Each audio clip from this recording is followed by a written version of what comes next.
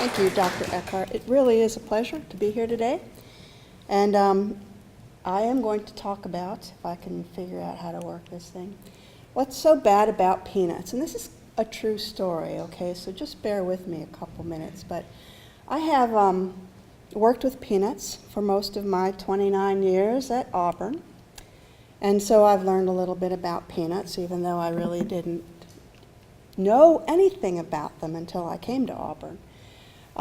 One of the things I've learned is that they're considered a minor crop in the U.S. The green area on the map is where peanuts are grown in the U.S. Relatively limited acreage, but we do manage to produce 2 million metric tons of peanuts annually. That's almost 500 billion pounds of peanuts. A lot of peanuts. We are not the largest peanut producer in the world. China actually produces about 7 times what we produce, but we are the biggest exporter of peanuts in the world. That means that all the peanuts we grow, we do tend to eat ourselves. We are eating the peanuts we grow as U.S. producers, and then we export some to Canada and Europe. Our peanut farmers are brilliant farmers. The peanut plant is actually more closely related to the garden pea than any other kind of nut, and it produces its seed underground, and it's a seed that we eat as peanuts. So it's fairly complex to get those seed out of the ground, and peanuts, as a plant pathologist, they're a wonderful crop because they get all kinds of diseases. Our growers in the U.S. can produce 2 to 3 tons of peanuts per acre, while the average grower in China only produces about 1.5 tons. So we know how to grow peanuts in the U.S. As I said, I've learned a little bit about peanuts. I've thought a little bit about peanuts. So when I recently had a trip to my physician annual checkup, I was just astounded when he told me, "Why don't you try to avoid peanuts?" Like, why should I avoid peanuts? I work with these things. I know them. I've learned a lot about them. And he gave me 2 reasons, and the first reason he gave me, I just poked back at him about. So he gave me the second reason. Other nuts are more nutritious. Well, I am not a food scientist. I didn't know that this was true or false, and we can't look at a nut and say, oh, we know that's better for you because of the way it looks. So I looked all this up after my physician told me not to eat peanuts. And you can see here that peanuts do have somewhat more calories than other nuts. Maybe with our American way of life and the way we want to watch our waistlines, we want to avoid peanuts because of this caloric value. But if we look at other nutritive properties like the fats, which is shown in the orange here, or the protein content, peanuts are comparable to pecans relative to fats and have much higher protein than other kinds of nuts. And this is just a sampling. I could have added walnuts in, and walnuts would fall out not quite as good as peanuts in terms of protein and fats. And again, maybe as the American way of life, we don't like that fat content, but if you're in a developing country and you're a little short on food, the fat and the calories in the peanuts are very desirable. In addition, peanuts have quite a lot more iron than these other nuts, and the iron is shown there in the orange bar. And they're not lacking in calcium, although almonds are probably a better source of calcium. So I could go on and on about the nutritive value of peanuts. I would say that, for example, folic acid, many of you have heard of folic acid. It's recommended as a supplement for pregnant women. And look at how much folic acid is found in peanuts. I mean, there is nothing about a lack of nutrition in peanuts. So I have to kind of ding my physician for telling me to avoid peanuts because of their nutrition. But the other reason he gave me was because of aflatoxin contamination in the peanuts. Well, I was taken aback, astounded, and everything else, and I did ding him on this because most of my 29 years at Auburn, I've worked on aflatoxins in peanuts.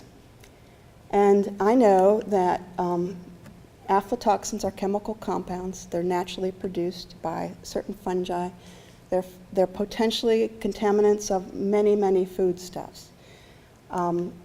And they are odorless, colorless, tasteless. They can't be seen. And yet, so many people worry about these. If you get on the web and type what's wrong with peanuts or what's so bad about peanuts, you'll find dozens, if not hundreds, of websites talking about aflatoxins in peanuts. And aflatoxins are produced by a very common fungus, which is pictured here on the peanuts. That yellowish green growth is the fungus that produces the aflatoxins. This, not only is this a really common fungus, it's found everywhere. It's probably in this room, even though they just mopped the floor. But it's most commonly found in soil where those peanuts develop. And aflatoxins are problematic. As the name implies, they're toxins, and they are considered the most carcinogenic naturally occurring compounds. They're particularly problematic in damaging our liver, so consumption of too much aflatoxin can increase your risk of liver cancer. But in the U.S., our exposure to aflatoxins, particularly from peanuts, is extremely low. And there are several reasons why our exposure to aflatoxins in the U.S. is low. Number one, or one reason, is because our growers know how to grow peanuts. And also, aflatoxin contamination occurs most readily in certain hot and dry conditions. Now you might say, well, this is a crop that's grown in Alabama. It's hot and dry in Alabama during the summer. But these hot, dry conditions are particularly influential when they occur toward harvest. And we're harvesting peanuts in mid-October, so we're talking about conditions through September and October. And what I have found is that these conditions, like temperatures closer to 90 degrees over several weeks through September, only occurs once in 5 years or less often. So we don't have the conditions that favor aflatoxins in the U.S., and as I mentioned earlier, we're eating the peanuts we're growing in the U.S., so that reduces our exposure. In addition, there are estimates that 30 to 60% of peanut growers will irrigate their crop, and that takes care of those dry conditions. Irrigation on your peanuts will not allow aflatoxin contamination at all. The other reason why our exposure is very low is because of the USDA. U.S. Food and Drug Administration. So the FDA has strict limits for aflatoxin contamination in any kind of food product. And that limit is 20 total parts per billion. Parts per billion. Parts per billion is an extremely low amount. Think about that, parts per billion. And I worked this out. If 1 gram pure aflatoxins will cause harm, will cause liver damage, and you're eating 20 part per billion peanuts, aflatoxins in peanuts, you need to eat 300 pounds a day for a whole year before you get that 1 gram of aflatoxin. So, and the FDA requires testing of products meant for food on a regular basis. So this is a picture of a possible buying point. Growers will bring their peanuts into a buying point in truckloads, and you could see the probe into the truck over there. It's pulling out samples of peanuts. It's recommended that 5 to 7 samples be pulled from every truck, and every one of those samples will be assayed for aflatoxin. If aflatoxin is found at any level, but particularly at 20 parts per billion or higher, the buyer has the right to reject the entire lot or to pay the farmer or grower much less for his peanuts. So you could see that growers are disinclined to allow aflatoxin in their peanuts. FDA will also randomly inspect food processing facilities, and processors themselves are likely to voluntarily test for aflatoxin contamination on a regular basis so that they can guard the food supply just as we would like it guarded. And the test for aflatoxin contamination, even though aflatoxins are colorless, odorless, tasteless, we do have chemical tests available. They're relatively simple. Many of them are serologically based.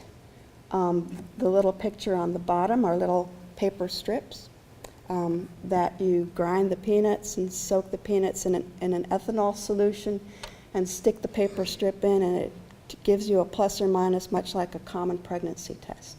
Lots of these kits are available all over the world, so it's not difficult to test for aflatoxins. And if you're in the food industry, you want to do this. So, what's so bad about peanuts? My physician doesn't want me to eat them, but I'm not going to stop eating them.